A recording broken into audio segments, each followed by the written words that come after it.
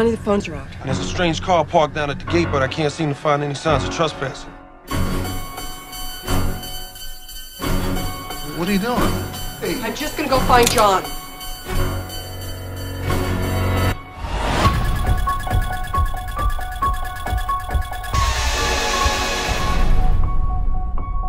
Welcome back to the 10th annual Halloween special, and happy Halloween, everybody. I hope you had a great Halloween this year and October's treated you really well. I had a great time. I love this time of year, and it's been so wonderful to talk about horror movies with you guys. So every single Halloween for the past few years, I've talked about a movie in the Halloween franchise, and this year, we've made it all the way to H20, which is an interesting twist of fate because this very same month, Halloween Ends came out. So we have seen now the ending of the new Halloween trilogy, and I'm about to talk about the original ending to the Halloween trilogy. And yes, I do refer to it as a trilogy because I don't really believe that Halloween Resurrection is a real movie. I've just never...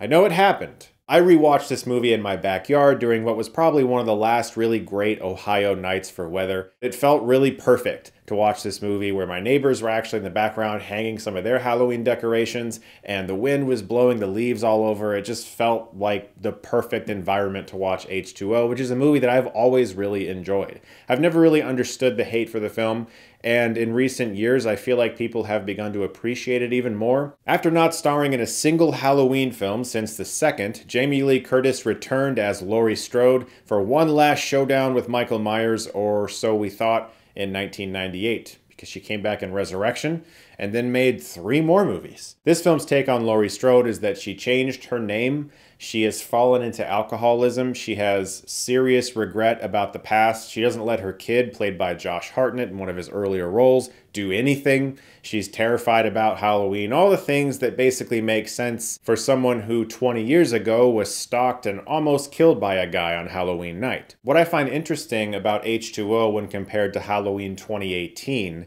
is that Halloween 2018 disregards Halloween 2 and only acknowledges the 1978 film. And that film took Laurie Strode to an even more intense level, where she had been training for years and had all these Home Alone traps and weapons and everything. This film actually does acknowledge the first 2 films and keeps Laurie in a slightly more grounded and believable state. She's actually using her powers for good in H20. She's trying to be a good mother, she's trying to protect her son, but she's also the headmistress of a school, trying to help teach kids and set a good example for them. She hasn't become a loner who's living in the middle of nowhere. In fact, she's actually got a nice romance going on for her. And so I really appreciated what H20 did for the Laurie Strode character. It acknowledged the past and all of the stuff that she went through, but it kept her in a place where she was still helping people. H20 also has actors that I love showing up for very brief appearances, like Joseph Gordon-Levitt in a very early scene where he's murdered by an ice skate, or even Beau Billingslea as a cop early on. You might know him as the voice of Jet Black from Cowboy Bebop. And in a fun bit of casting, they have Janet Leigh, who is Jamie Lee Curtis's real-life mother, and of course, an original Scream Queen herself. And in a giant wink to fans of Psycho, she stops Jamie Lee Curtis at school and tells her that the showers are clogged again. Michelle Williams is also in the film in a very early role. And LL Cool J is in the film as an aspiring romance novelist, which is a very funny idea. We cut back to him often to disengage from the tension a little bit as he reads some of his work to his wife on the phone, who is a pretty harsh critic. And in some of the film's best moments for characterization, Laurie argues with her son about whether or not he can go on a camping trip during Halloween because she's terrified of Michael Myers taking anything from her again. And he says perhaps the film's best line: "If you want to stay handcuffed to your dead brother, that's fine, but you're not dragging me along. Not anymore." The film does a great job with Laurie, her backstory, her current story. You understand why she might have tried to change her name and the fact that she hasn't yet revealed that to her boyfriend. And you would think that some of that could be handled in a very cliche way, but it's not. It feels very real to me. What I also love about H20 is that it is not pretentious. It's like 86 minutes long, 87. It's a little too short, I will say that. I could use maybe like an extra 5 to 10 minutes. I think that towards the end it feels like there's room for just a little more. But the movie really understands exactly what it is, and it doesn't try to push the boundaries beyond that.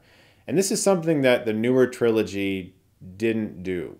The newer trilogy always wanted to say something, whether it was about the town of Haddonfield or evil in general that hadn't been said by Carpenter already. And of course, the newest film, Halloween Ends, had a ton of things to say, and it felt like it was trying to be almost spiritual in a way. Carpenter's original film and 1981's Halloween 2, as well as H20, aren't like that. They understand that these movies are about Michael Myers stalking people, and you can explore what evil is. Can it be a man or a force? Those three movies knew exactly what they were and delivered on that. And I love that about them. Carpenter himself has even spoken out against directors who are far too up their own asses in the past. It's something that he's mentioned quite often as being a major turnoff for him. There's plenty of interviews with him talking about that. Despite being one of the most revered and influential horror filmmakers of all time, he hasn't done that to himself. And he has talked at length about how even some of his own director friends that he used to associate with, he doesn't really talk to that much anymore because they got really pretentious when they found success. And I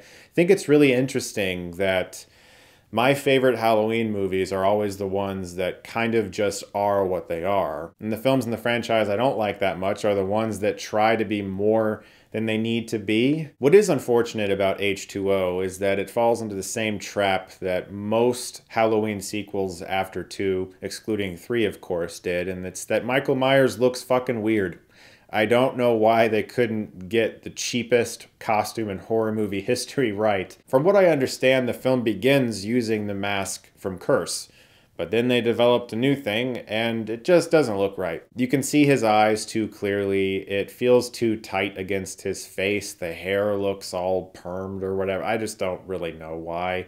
It's unfortunate because so many other elements in the film work for me, but this very important thing just doesn't feel right. And also the movements of Michael Myers feels a bit too fast and a little too spry for my taste. I think Michael needs to feel sort of like this slow-moving, inevitable force of nature. Here, he seems just a bit too young, especially since he's supposed to be like in his 40s at this point. The other issue I have with the film is that it doesn't do a very good job of explaining why now. Whenever you have a sequel in a franchise that takes place many years after the first, you kind of have to acknowledge how and why it's happening.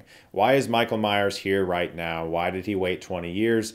The best the film can do is that Laurie changed her name and Michael just wasn't able to find her. I just don't buy that he's been stalking Laurie for 20 years wearing the exact same outfit. It just doesn't feel realistic to me. Halloween 2018 did a better job of explaining why now. He was locked up and he escaped. The sequence with Josh Hartnett and Michelle Williams running from Michael Myers, dropping the keys, and then eventually finding Laurie, culminating in this epic face-to-face moment, is probably the best scene in the film. And Laurie just telling the kids to leave and closing the gate behind her, breaking the controls, and busting this axe out of glass is really badass. I like everything about the final showdown between Michael Myers and Laurie, except for him hanging from this bar on the ceiling like he's in Mission Impossible 2. I thought that pushed things a bit too far for my taste. But everything else is great. It's really exciting, and I really like the idea that Laurie just decapitates Michael and that's it.